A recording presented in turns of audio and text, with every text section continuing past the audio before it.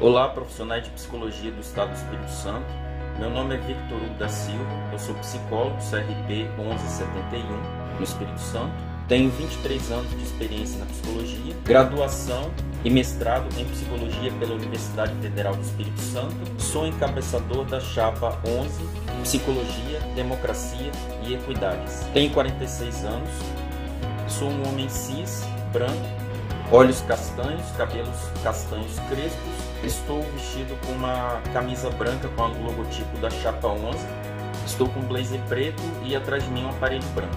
Estamos concorrendo às eleições 2025 para o 8º plenário do Conselho Regional de Psicologia da 16ª Região. Como todos sabem, sempre que tem chapas concorrentes, existe um debate promovido pela Comissão Regional Eleitoral, aconteceu no dia 9 de agosto de 2025, das 9 às 11 horas, no auditório do CRP 16. Inicialmente, eu gostaria de elogiar a Comissão Regional Eleitoral, porque tem conduzido o processo com toda a lisura que é necessária, a confiabilidade que a gente precisa, principalmente quando existe concorrência para um pleito tão importante quanto esse, que vai regular a vida de toda uma categoria profissional no estado inteiro. Talvez a única questão que seja propriamente em relação à comissão, mas sim a intermediação que o CRP tem entre a comissão e as chapas, porque via de regra dá para ver que a comissão eleitoral emite um ofício, uma comunicação, e ela leva mais ou menos uns 3 dias para o CRP repassar a comunicação por e-mail.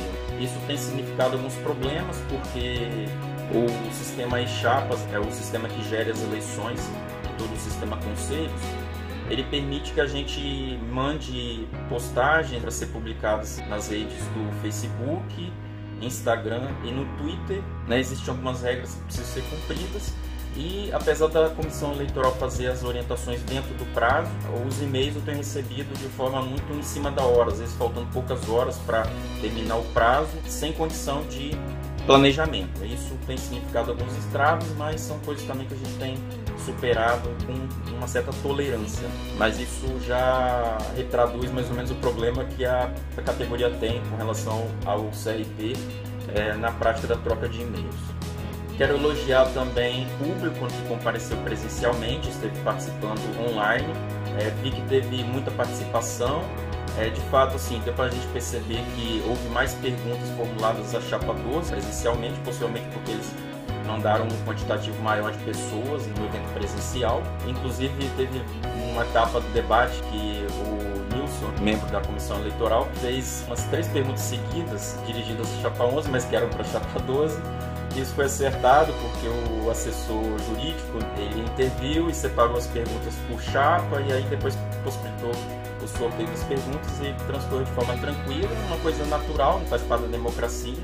Então não tem nenhuma queixa com relação a isso propriamente. O debate vai conduzir de uma forma serena, tranquila, ponderada. Apenas esse vídeo se tornou necessário por causa de um evento que aconteceu durante o debate, que foi sinceramente lastimável do ponto de vista da democracia e do significado dessas eleições, inclusive com relação ao exercício de mandato de pessoas da chapa 12, com perguntas que, de fato, fora do que se pode conceber com um processo democrático transparente. Em relação ao debate, a categoria tem feito devolutivas bastante positivas com relação à participação, atentando ali com relação às diferenças entre as chapas. Deu para deixar bem assentado o foco de cada uma, Nossa chapa se propõe ser uma chapa propositiva, focada nas questões técnicas da psicologia, também com a defesa dos direitos humanos. No entanto, a gente procurou responder à demanda da categoria com relação a falhas na comunicação do CRP e, de fato, ser um CRP de portas abertas, no sentido de estar aberto a formas de orientação que possibilite uma maior participação ativa, não é participação apenas passiva da categoria, mas de ir, propor, influir nas decisões e, de fato, ter resultados melhores para a própria categoria de psicólogos no Espírito Santo e orientações mais condizentes com os desafios técnicos que perpassam o nosso fazer nos diversos territórios, nas diversas áreas de atuação e espaços onde os psicólogos estão atuando. Esse vídeo aqui se pretende ser uma resposta. A pretensão da chapa 11 é fazer um diálogo o mais respeitoso possível, dentro do que a gente entende, do que é necessário, o porte do psicólogo ao se apresentar, estar ocupar os diversos espaços. Então isso não é diferente aqui no processo eleitoral. Nós entendemos também que o processo eleitoral é apenas um recorte, é um momento, é um espaço de debate importante e isso geralmente traz uma certa visibilidade. Mas entendemos que depois do processo eleitoral a vida continua, nós continuamos fazendo o nosso trabalho, independentemente de estar exercendo ou não cargo eletivo no Conselho, e nós respondemos por todos os nossos atos. Então, assim, quando eu digo que houve um fato lastimável, é que numa pergunta formulada pela Chapa 12, pela Júlia Carvalho, encabeçadora da Chapa, ela produziu uma verdadeira fake news.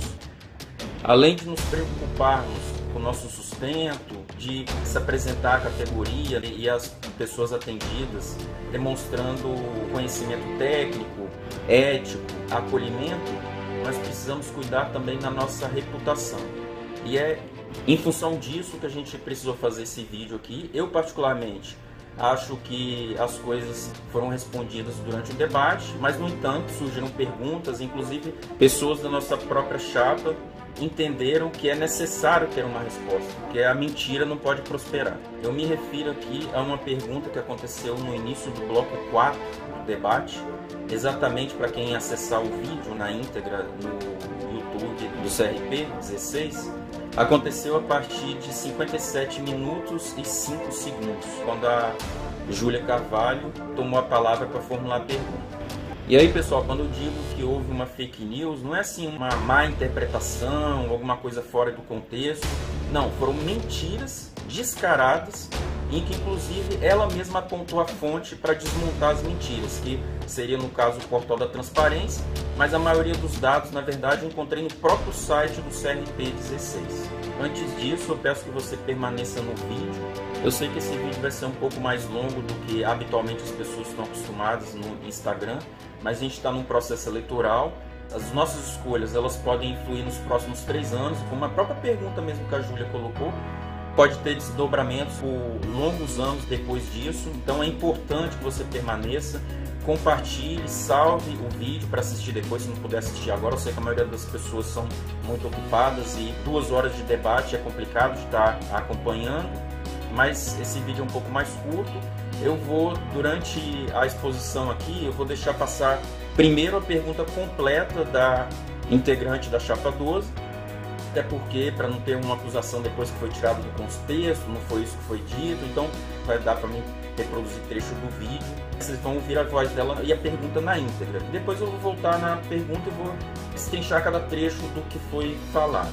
Deixa aí os comentários, encaminha o vídeo para psicólogas que ainda não estão por dentro do processo eleitoral. Falta poucos dias para isso acontecer, então é importante que elas saibam desses fatos que eu vou estar colocando aqui. E principalmente eu quero que vocês reflitam sobre as implicações de termos no CRP pessoas com essa conduta que foi evidenciada durante o debate. Vocês reflitam, porque são pessoas que depois vão estar orientando vocês, mas também podem estar te julgando em acusações que vocês podem sofrer junto ao CRP 16. Eu trabalho no âmbito da psicologia jurídica no Tribunal de Justiça do Espírito Santo. Sei que nós não somos detectores de mentiras, como muitas vezes os atores do direito pretendem nos colocar. No entanto, a gente tem um compromisso com a verdade e o próprio Código de Ética Profissional de Psicologia nos orienta a nos posicionarmos em situações que a gente vê desequilíbrio de poder e principalmente quando a psicologia está implicada nisso. Então é com base nisso que estamos fazendo esse vídeo aqui. Eu também já fui presidente da Comissão de Ética do CRP 16.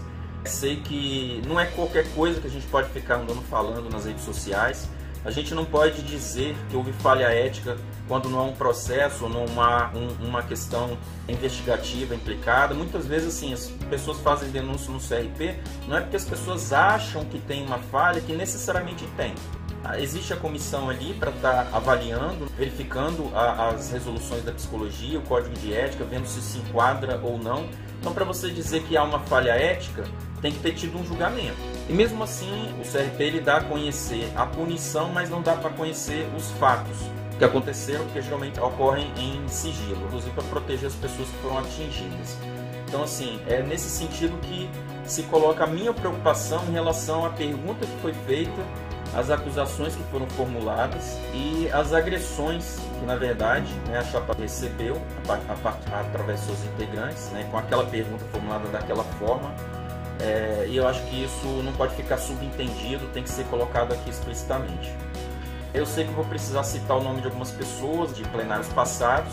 Eu vou procurar fazer isso de uma forma o mais cuidadosa possível, porque entendo, como eu já coloquei lá no debate, são coisas que já foram assentadas e pacificadas, não valeria a pena ficar trazendo aqui, exceto para desmontar a mentira que a Júlia da Chapa 12 produziu. Algumas questões colocadas na pergunta, elas implicam um certo conhecimento do funcionamento do CRP, então eu convido vocês a acessar o link da bio, né, que é o biolink da Chapa 11, e lá a gente tem o Equidades Cast, o podcast da Chapa 11. O primeiro episódio tem uma explicação sobre o funcionamento do CRP16, então quem não conhece eu convido, são 6 minutos apenas, é bem interessante estar conhecendo. Particularmente, eu gosto de uma comparação da estrutura do CRP16, seu funcionamento, com o próprio funcionamento dos poderes da República, da divisão tripartite entre poder executivo, legislativo e judiciário. Isso porque o CRP ele também tem uma parte executiva, que seria a diretoria, ele cuida da zeladoria do próprio prédio, da sede física ali do CRP16, o funcionamento dos sites, enfim, a coordenação ali das comissões internas.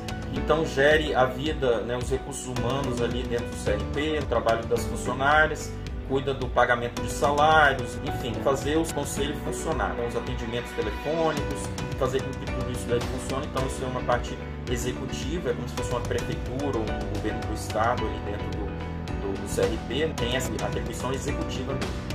Tem uma parte legislativa, que é o próprio plenário, ele tem a atribuição de definir resoluções, normativas, portarias, isso, algumas coisas são debatidas com o CFP, no nível federal, outras são de nível apenas regional. Saiba que as resoluções que são aplicadas aqui no Espírito Santo, o próprio CRP depois tem a atribuição de fiscalizar o seu cumprimento. Então, o plenário, quer dizer, os integrantes da chapa que são eleitos e viram pleno e se reúnem numa reunião plenária, eles têm essa atribuição normativa. E é dali que surgem orientações que vão nortear o trabalho das psicólogas e psicólogos no seu fazer psicológico no território do Capixaba. Existe também uma parte judiciária, já que quando a população ou mesmo psicólogos fazem denúncias na Comissão de Orientação e Fiscalização, é feito um trabalho de investigação. Pode ser que algumas denúncias se tornem um processo investigativo ético, se torne um processo ético, isso é processado pela Comissão de Ética, e quando chega a julgamento é o próprio plenário também que vai decidir. Então assim, eu estou colocando essas coisas para vocês entenderem a gravidade das situações que eu vou estar elencando aqui. Eu quero novamente reforçar que a Comissão de Ética é extremamente importante, é uma comissão permanente. Então as decisões ali elas têm repercussões, né, para a categoria, ainda que ocorram em processos éticos. E de fato eu quero que vocês avaliem, se, tal como foi formulada a pergunta, se é a conduta esperada de uma membro presidente de uma comissão de ética de um conselho. Outra coisa que eu preciso ponderar também é que no tempo do debate, geralmente não dá para ficar fazendo longas digressões. Você precisa ser objetivo, apresentar a chapa, falar das propostas, de uma forma que seja algo fluido, dinâmico.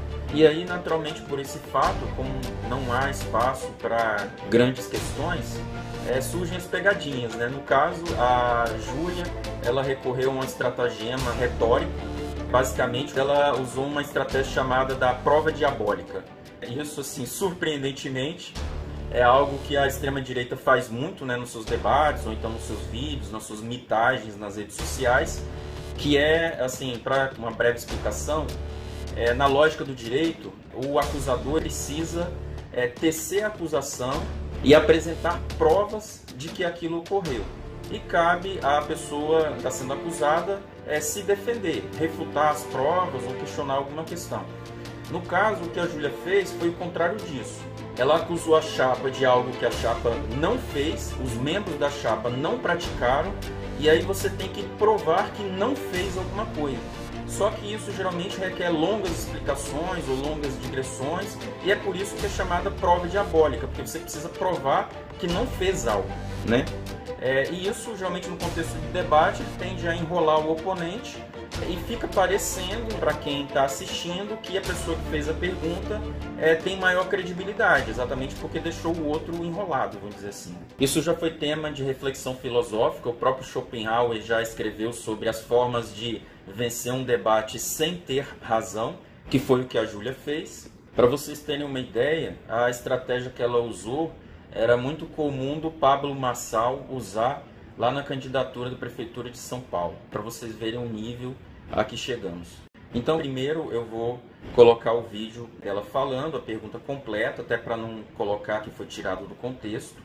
Então, prestem atenção. Na campanha, a Chapa 11 tem apresentado uma experiência no sistema Conselho. Mas os registros públicos no portal da Transparência evidenciam que durante a gestão anterior de algumas pessoas que estão agora na Chapa 12, houveram atos de má administração no CRP 16, especialmente a demissão sem justa causa de uma funcionária, que resultou em um passivo trabalhista de quase R$500 mil em 2016. Valor este que foi judicialmente reconhecido devido à condição irregular da dispensa. Nessa época, o Conselho sequer tinha condições de pagar tal valor, recorrendo a um empréstimo com o CFP, e dessa forma entregaram o Conselho para a gestão posterior, basicamente sem fundo. Como a Chapa 11 justifica a grave negligência administrativa e o prejuízo financeiro causado ao Conselho. Além disso, de que forma pretendem responder à categoria e à sociedade pela falha ética e pela gestão irresponsável dos recursos públicos. Está tudo no portal da Transparência. Então essa foi a pergunta completa que a Júlia, encabeçadora da Chapa 12, fez. E eu vou estar destrinchando aqui, como eu falei, por partes a pergunta, para você estar compreendendo o que eu estou colocando. Então vamos à primeira parte. Ela coloca assim: na campanha, a Chapa 11 tem apresentado uma experiência no sistema Conselhos.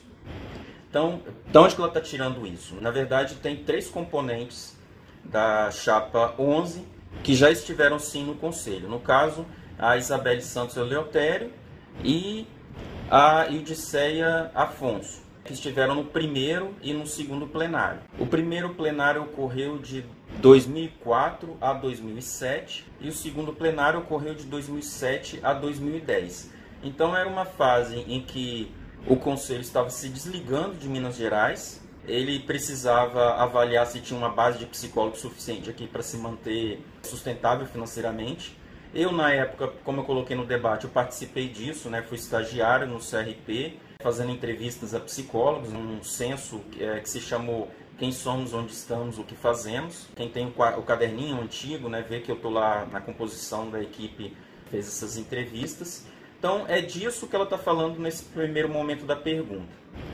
Aí ela prossegue dizendo que, mas os registros públicos do portal da Transparência evidenciam que durante a gestão anterior de algumas pessoas que estão agora na Chapa 12, então aqui tem uma coisa assim que é até engraçada, né, que a gente considerar, que na verdade ela faz um ato falho, porque pela lógica da pergunta ela quer dizer que são pessoas ligadas à Chapa 11 e ao longo da pergunta vocês vão ver que ela reafirma Chapa 11. Mas quando ela faz esse ato falho, e o inconsciente, a gente já sabe como o consciente funciona, ele não expõe isso à toa, né? É porque, de fato, quem participou de algumas decisões que ela vai estar colocando aqui na pergunta foi exatamente membros da Chapa 12. E aí ela prossegue na pergunta falando assim: houveram atos de má administração do CRP 16, especialmente a demissão sem justa causa de uma funcionária. Então, assim, de fato, houve uma demissão de uma funcionária. Agora sim, até na formulação da pergunta, ela acabou sendo leviana na formação da pergunta, porque não houve uma situação de má administração ou de decisão que não seguisse a lógica do direito administrativo. Todas as decisões são tomadas no plenário, no CRP 16, há uma assessoria jurídica que avalia se aquela decisão cabe. Os conselheiros eles podem ter várias ideias do que podem fazer gerencialmente, mas eles têm que agir sempre de acordo com o direito público. Ele não pode agir à revelia das normas administrativas. Tanto é que, pelo direito administrativo, a administração pode fazer tudo o que a lei determina, ao passo que o cidadão comum ele pode fazer tudo o que a lei não proíbe. Então, assim, existe uma lógica diferente. O CRP, por ser uma autarquia federal, tem que sempre agir de acordo com as normativas, preceitos legais, e para isso existe uma avaliação jurídica. Então, assim, de antemão, eu vou citar o nome de umas pessoas aqui. Estou colocando isso assim porque eu não sou irresponsável. Eu sei que depois da campanha eleitoral eu vou sair daqui, eu vou continuar conversando com as pessoas, inclusive alguns membros da Chapa 12. Então não tem motivo para não conversar, né? São pessoas, são psicólogos, psicólogas. Tem muito a trocar, tem muito a contribuir, sim, a partir do seu fazer profissional. No entanto, nós temos divergências políticas e eu vou ilustrar aqui porque a Chapa 12 se coloca aqui de uma forma questionável com relação à gestão do CRP 16. Então, a Júlia, apesar de ela ter feito um ato falho, dizendo que é membro da Chapa 12, ela queria dizer Chapa 11, no caso, ela se refere à demissão de uma funcionária. De fato, se você acessar o site do CRP 16, no menu superior, tem uma primeira guia ali chamada CRP 16. Logo depois, comissões e GTs e legislação. Na parte de legislação tem um submenu chamado portarias. Então é ali que você vai encontrar essas portarias que eu estou falando. No entanto, a gente vai colocar no link da bio todos os links desses documentos aqui para vocês poderem conferir por vocês mesmos, tirar suas próprias conclusões. Vou estar colocando nesse vídeo que é para acelerar o processo e você ter condição de avaliar por si mesmo. Mas ela se refere à portaria CRP 16, número 18, de 21 de setembro de 2011. Na ementa diz que exonera uma psicóloga do cargo técnico do CRP 16. Eu não vou estar colocando aqui o nome da psicóloga, porque assim, não é um interesse fazer exposição da psicóloga, é interesse mostrar o fato. E o que acontece? A portaria foi emitida no dia 21 de setembro. Era a gestão do terceiro plenário, né? O terceiro plenário ele ocorreu de 2010 a 2013. No caso, na época, era Andréia dos Santos Nascimento, que era presidente. E se você correr, né, o nome de todas as pessoas que estão integrando, não tem nenhum membro da Chapa 11 ali. Como eu disse, a Ildiceia e a Isabelle exerceram no primeiro e segundo plenário. E eu, no caso, entro no quarto plenário. Então, ao contrário do que ela falou, na verdade, assim, tem um membro da Chapa 12 lá, que é o Felipe Rafael Kozlowski. O que acontece? A decisão foi feita no terceiro plenário, numa gestão que tinha um membro da Chapa 12. O membro da Chapa 12 era o Felipe. Então, assim, uma das questões que eu me pergunto é que se tinha alguém lá que conhecia, que sabia dos acontecimentos e que está na Chapa 12, por que a Júlia não conversou com esse membro antes de fazer essa pergunta? Não, ela preferiu fazer acusações levianas que não cabem à Chapa 11 e se expor da forma que ela se expôs, expondo a presidência da Comissão de Ética e expondo também todo o plenário que atualmente está gerindo o CRP 16, que foi o que ela fez. O que diz a ementa? Exonera a senhora psicóloga do cargo de técnico psicólogo do CRP 16. Conselho Regional de Psicologia do 16ª Região, seu terceiro plenário, que não tem nenhum membro da Chapa 11, no exercício de suas atribuições legais e regimentais, de acordo com a aprovação de reunião de diretoria do dia 19 de setembro de 2011. Então veja assim, a portaria ela foi emitida no dia 21 de setembro. No dia 19 de setembro houve uma decisão de diretoria pela demissão da funcionária. O artigo 1º diz que fica exonerado do cargo de técnico psicólogo, do CRP 16, a pessoa citada. E a segunda diz que a portaria entra em vigor na data de sua assinatura. Então foi simples assim. Qual é a questão? E lá na frente vocês vão ver, a Júlia diz que há uma decisão que seria questionável. Então assim, do ponto de vista legal, não tem nenhuma questão com essa portaria. Acontece que ela ocorreu numa época em que existia um debate a respeito da pertinência de qual seria a natureza do vínculo dos funcionários do CRP 16. Se era seletista ou se aplicava as regras do vínculo estatutário. Isso é importante por quê? Porque dependendo da interpretação, existe um rito que precisa ser seguido para haver uma demissão. E no caso aqui, o rito seria um processo administrativo. E não houve esse processo administrativo. Isso porque na época não existia essa obrigatoriedade. E se não me engano, a psicóloga em questão, ela estava ali finalizando um estágio probatório no concurso público, então existiria sim uma janela de possibilidade de demissão. Isso foi olhado do ponto de vista jurídico, não existia impedimento legal. E a diretoria, eu não sei quais foram os motivos que levaram a essa demissão, tá? Eu não estava lá, não sei quais foram os motivos, não houve processo administrativo. Até assim, isso é uma questão, porque se houvesse um processo administrativo, alguma gestão posterior poderia, motivado por alguma coisa, ou pela própria funcionária, que poderia entrar juridicamente, pedir para rever aquele processo administrativo, a gente olharia e, de acordo com os motivos que tivesse lá, poderia sim fazer a reintegração da funcionária. No entanto, a autarquia federal é movida pelo direito administrativo. Não pode haver decisão não motivada. Quer dizer, se um plenário demitiu uma funcionária, para você readmitir, você tem que ter uma justificativa. Você não pode simplesmente ir lá só porque gosta da pessoa e readmitir. Isso sim seria improbidade administrativa. Então, assim, mesmo que não haja um impedimento legal, vocês poderiam se perguntar se moralmente era interessante demitir ou não. Podem debater o quanto quiserem. Obviamente, a única pessoa que vai poder explicar para vocês essa questão seria o próprio Felipe, integrante da Chapa 12.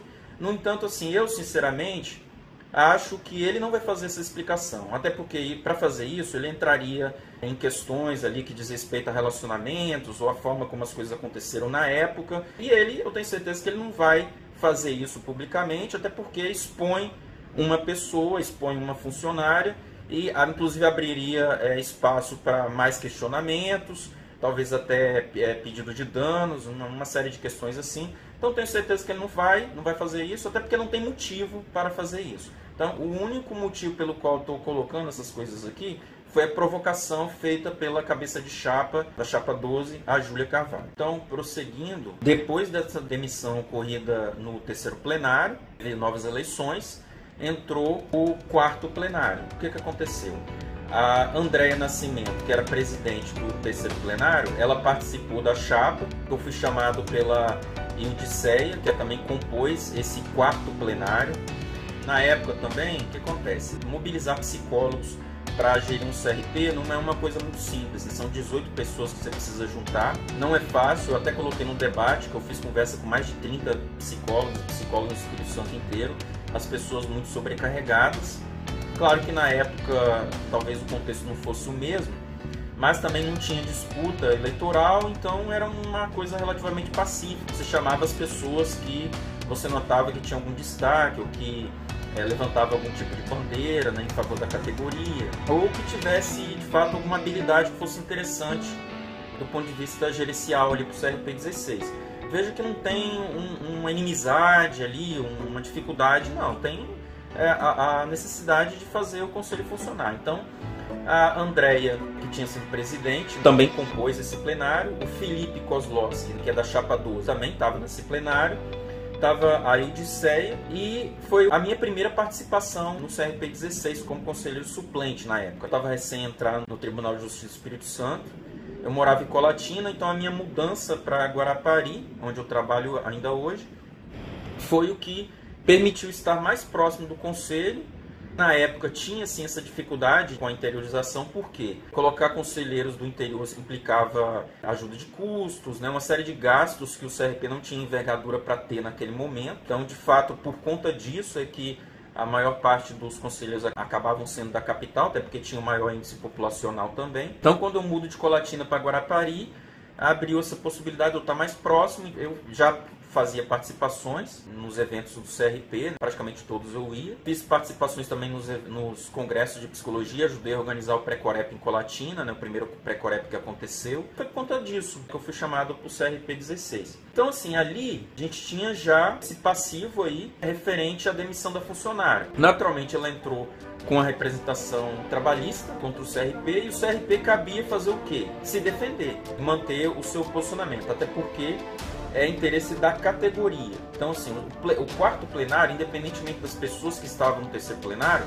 o papel do quarto plenário era manter as decisões que haviam sido tomadas.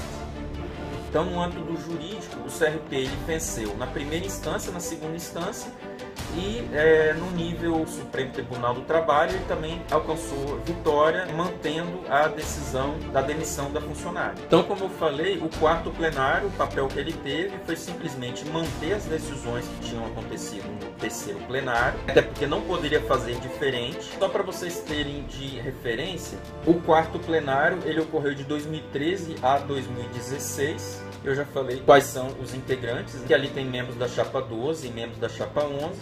E aí houve novas eleições e veio o quinto plenário, ele ocorre de 2016 a 2019. Foi exatamente nesse plenário que, como a Isabelle colocou no debate, houve um racha interno. São questões políticas, não vou entrar nesse mérito aí, são diferenças de ponto de vista sobre como as coisas funcionam, não são questões que tocam em pontos legais propriamente, mas houve um racha no plenário e permaneceu da chapa 12 no plenário a Tami Andrade Mota. Na época ela era secretária, presidente do quinto plenário foi o Jamerson Saqueto. Porém, nesse meio tempo, no meio do processo, houve uma mudança na jurisprudência que entendeu que os funcionários de uma autarquia federal têm essa dupla natureza de vinculação seletista e estatutária. Isso implicaria que, para a funcionária ser demitida, teria que ter tido um processo administrativo. Isso permitiu um novo entendimento, a funcionária teve ganho de causa, então, nesse momento, o CRP perde a causa. Aí é que vem também a importância da pessoa ter uma boa assessoria jurídica. Eu até diria que se um dia eu tivesse problemas jurídicos com a minha profissão, naturalmente eu ia querer saber quem foi esse advogado da funcionária, porque realmente ele fez um bom trabalho, o CRP também fez um bom trabalho.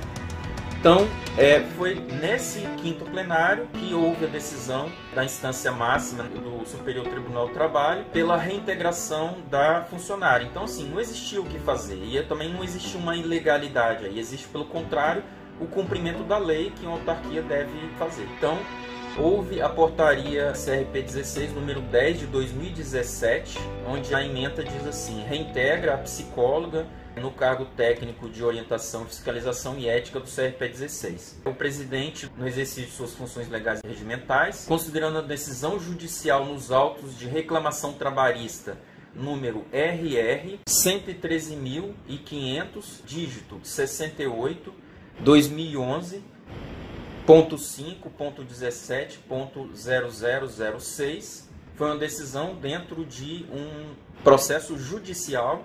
O CRP não tinha mais como recorrer, que determinou a reintegração da funcionária para o cargo técnico de orientação e fiscalização. O artigo 1º reintegra a psicóloga, que deu início às suas atividades laborais em 13 de setembro de 2009, quando ela foi admitida ao concurso. Ela foi dispensada em 30 de setembro de 2011, como eu já ilustrei, provavelmente ali dentro de um estágio probatório, e ela foi reintegrada no dia 20 de junho de 2017.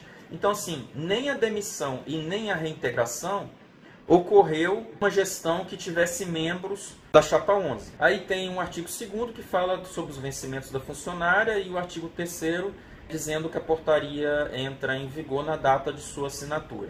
A portaria é assinada pelo Jamerson Saqueto como presidente e a Tami Andrade Mota é secretária. Voltando ao texto do que a Júlia colocou, que a demissão resultou em passivo trabalhista de quase R$500 milhão em 2016. Então, na verdade, aqui, ela inclusive mente em relação a quando ocorreu a reintegração. Ocorreu em 2017. E não em 2016, como ela colocou. Ela, na verdade, o que ela está querendo é fazer uma associação com a chapa 11, mas essa associação não existe. Isso daqui é simplesmente mentira. Aí ela continua na pergunta: valor este que foi judicialmente reconhecido devido à condição irregular da dispensa. Então, como a gente viu, não houve irregularidade na dispensa. Acontece que a legislação mudou, foi reconhecida a dupla natureza do vínculo, e isso implicava que, para a funcionária ter sido demitida, deveria ter ocorrido um processo administrativo. Não houve erro no começo, não houve erro no final, mas a Júlia, ela entendeu, é conveniente para ela pensar que teve um erro, porque assim ela faz alguma acusação leviana à chapa 11 para tirar dividendos eleitorais. Então, se existe alguma coisa ética, a se questionar, é essa questão que precisa ser questionada. Aí ela prossegue dizendo, na ilação, nessa época o Conselho sequer tinha condição de pagar tal valor, recorrendo a um empréstimo no CFP. Então isso daqui é outra mentira. Por quê?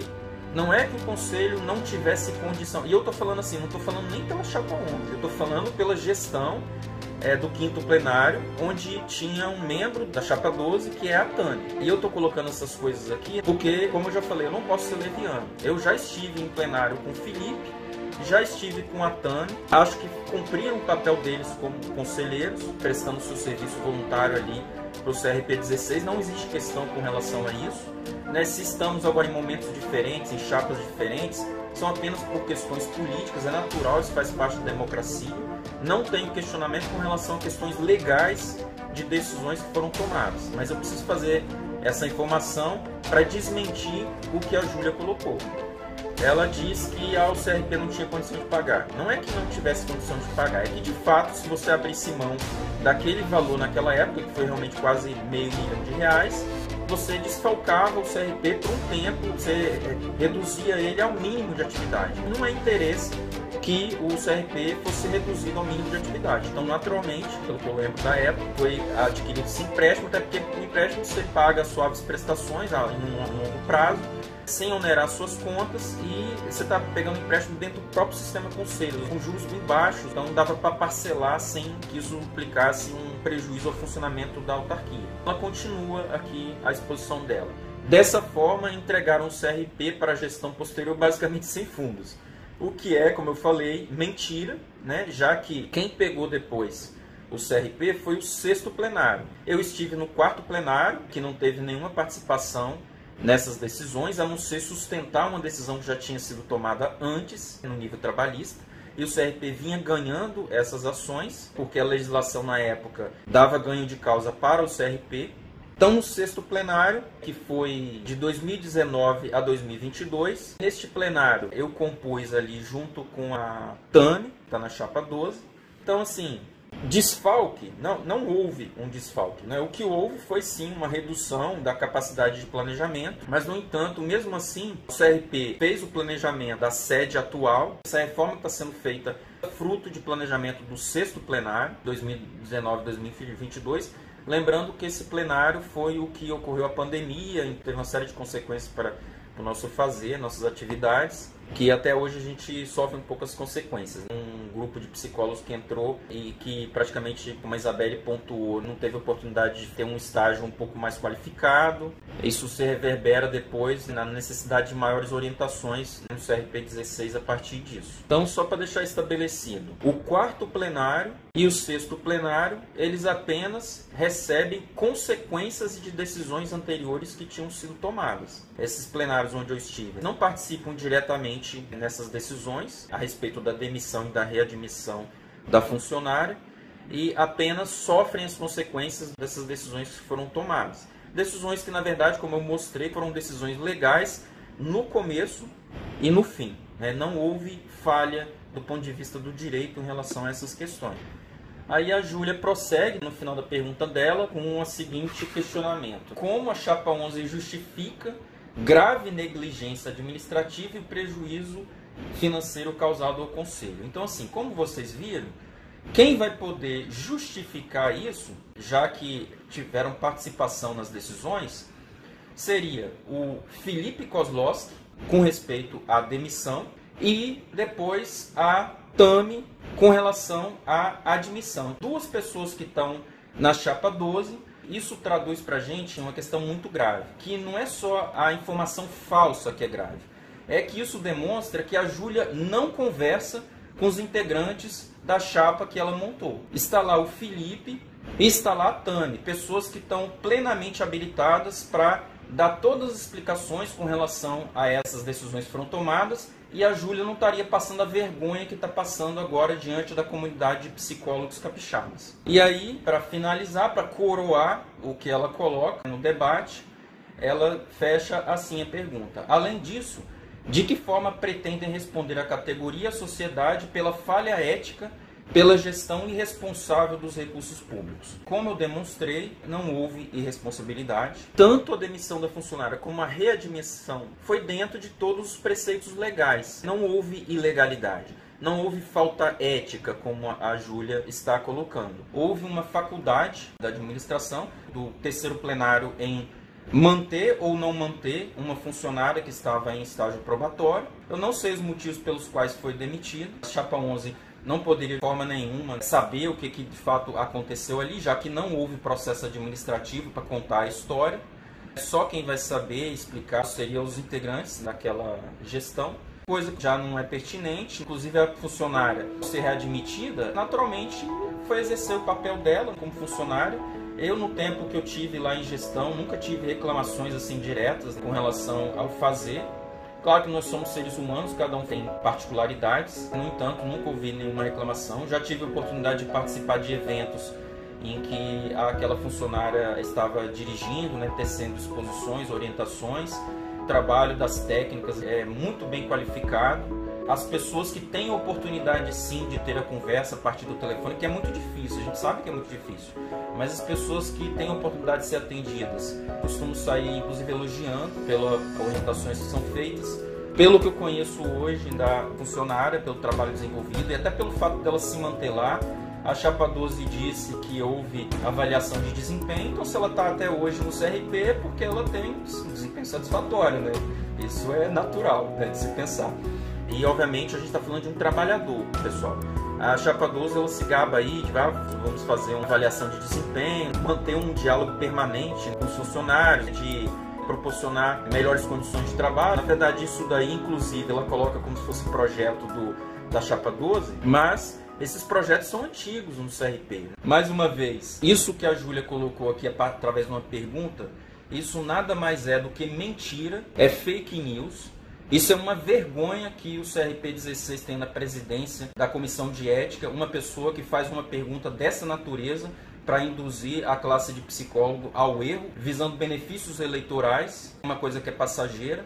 E eu gostaria de lembrar que em 2019, quando eu estava junto com a Tami na campanha da Chapa Participa em defesa da psicologia contra a Chapa Renovação, todos esses fatos referentes à demissão da funcionária e à readmissão da funcionária foram colocados publicamente. Na época, a própria funcionária acabou fazendo algumas exposições em outras redes sociais, então foi uma situação difícil de estar enfrentando. No entanto, a Chapa na época conseguiu fazer uma boa campanha e de fato eram situações já pacificadas, ou seja, a funcionária já tinha sido readmitida, é natural que ela se sentisse chateada com tudo que aconteceu, ainda que fosse indenizada, então era um pouco esperado, humanamente esperado, que ela se revoltasse ou não gostasse e influísse de alguma forma no processo eleitoral, pensando o que tinha sofrido. Então já eram questões assim, que como eu coloquei no debate, já tinham sido pacificadas, as coisas já estavam assentadas. Isso ocorreu lá em 2019, então não tinha necessidade nenhuma de agora em 2025 voltar numa situação assim,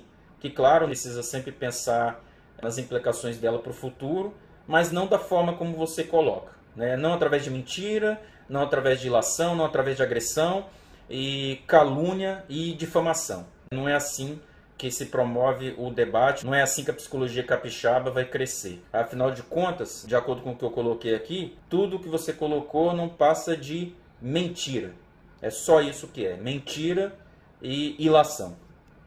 Então, Júlia, como eu demonstrei, você teve todas as oportunidades de ter feito uma pergunta um pouco mais pertinente, né, ter usado melhor o tempo, já que o Felipe conhecia a realidade, a Tami conhece a realidade, e recentemente em evento público no CRP você apareceu próximo a André Nascimento, então você tinha todas as condições de se informar melhor a respeito de fatos passados, ainda que polêmicos, né, da gestão do CRP 16 e não passar essa vergonha e nem cometer as agressões que você cometeu.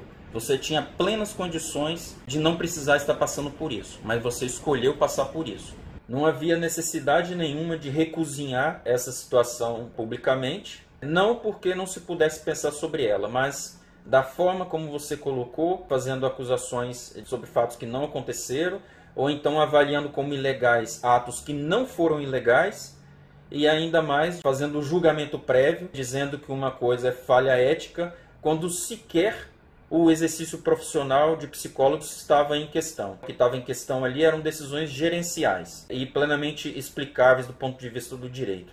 Não existia nada ali que você pudesse chamar de falha ética. Embora, do ponto de vista moral, eu insisto, talvez o Felipe possa explicar aí no contexto da sua chapa, porque ele não vai fazer isso publicamente, né, para não expor a funcionária. Talvez ele possa dar explicações sobre por que a funcionária foi demitida. E eu reitero o que eu coloquei. Quando a gente entra num pleito eleitoral, a gente precisa saber que depois de terminar o pleito eleitoral, como funciona em qualquer democracia, se a maioria ganha, a pessoa que perdeu a eleição vai reconhecer as eleições, é assim que funciona a democracia, volta para o seu trabalho, vai se mobilizar para o próximo pleito, ou então vai fazer outras coisas que é do seu interesse. É assim que funciona. Mas parece que a Júlia funciona na lógica do tudo ou nada. Ela pode falar o que ela quiser e não tem consequências.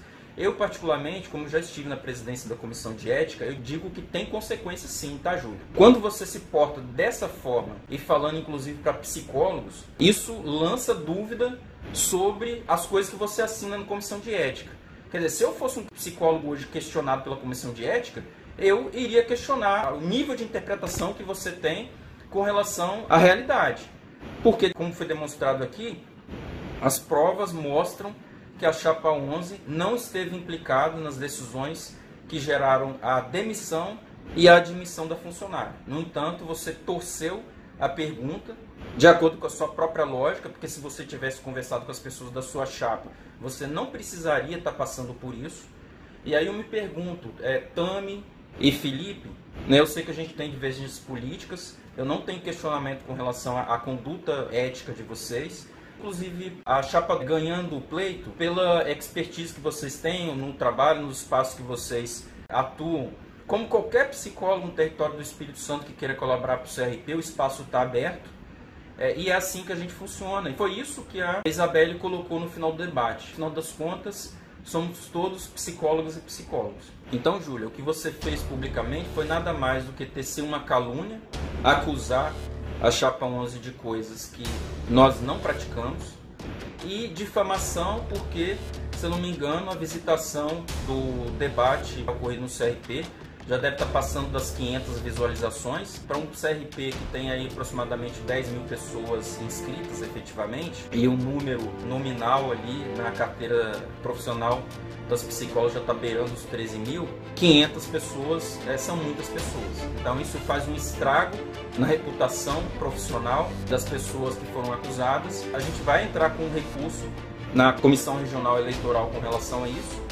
Claro que a gente preferiu fazer o vídeo explicando isso, porque de fato o tempo da comissão eleitoral é um tempo diferente, é o tempo da lei, é o tempo do processamento ali das informações, que demora um pouco. A gente não podia deixar em aberto essas acusações graves que foram feitas sem a devida explicação. E outra coisa também é que, se nós estamos lidando com o CRP, tenha em vista que as psicólogas elas também sofrem, às vezes podem sofrer acusações que são acusações mentirosas. Eu trabalho no Poder Judiciário do Espírito Santo como psicólogo na área da psicologia jurídica e sei que às vezes, para sustentar suas causas, ganhar suas causas ou tentar levar o processo, as pessoas fazem também acusações que são mentirosas, ou acusações que estão infundadas, ou torcem a realidade, ou dão a sua própria interpretação de acordo com o seu interesse. E muitas vezes os psicólogos podem sofrer processo ético apenas visando desqualificar ou descredenciar um ponto de vista técnico que foi exposto no processo. E o CRP16, através da Comissão de Ética, ela tem que saber desmontar isso. Ela tem que saber o que é mentira, o que é ilação, o que às vezes nem cabe ao fazer profissional.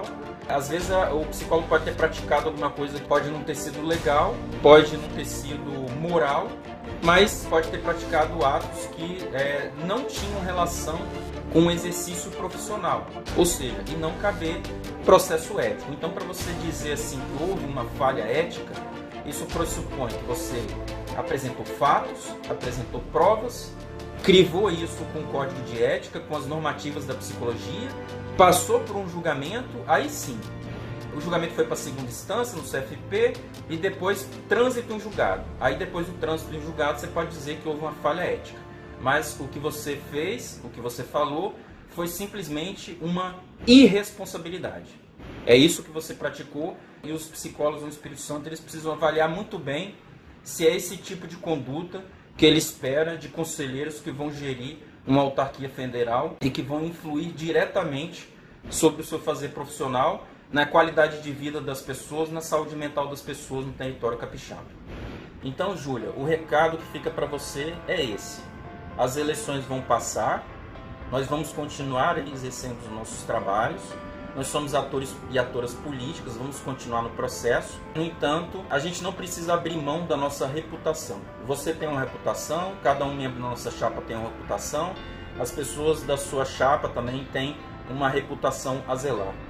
Então, caberia é você pedir desculpa e se retratar das mentiras e ilações, agressões e acusações que você cometeu, que foram faladas de uma forma simpática, mas o significado delas são profundamente agressivos para o nosso trabalho, para a nossa trajetória de vida. Gostaria ainda que você pensasse que a psicóloga que foi demitida, ela é pessoa negra. E a psicóloga que foi acusada, Eudicéia, ela também é pessoa negra. A gente precisa refletir sobre isso.